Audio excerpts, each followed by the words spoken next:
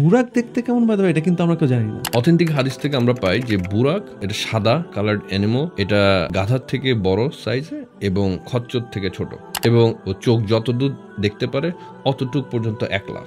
বাইতুল মামুর হচ্ছে 7th হেভেনের কাবা, দুনিয়ার কাবার বরাবর উপর হচ্ছে বাইতুল মামুর। বাইতুল মামুরে প্রতিদিন 70,000 ফেরেশতা তাওয়াফ করতে আসে, এবং এই 70,000 ফেরেশতা আর ব্যাক করবে না। সিদরাতুল মুনতাহা হচ্ছে একটা বিশাল বড় গাছ, একটা বড়ই গাছ, এটা ভেরি কালারফুল, যেটা কনস্ট্যান্টলি কালার চেঞ্জ করতেছে, মানে এত কালার চেঞ্জ করতেছে রাসূল সাল্লাল্লাহু আলাইহি সাল্লাম ক্লিয়ারলি ডিসক্রাইবও করতে পারে নাই। The beginning is from the 6th heaven and goes up to 7th heaven. সিদরাতুল মুনতাহা থেকে 4টা রিভার বের হয়েছে, 2টা হচ্ছে হিডেন, 2টা হচ্ছে ভিজিবল।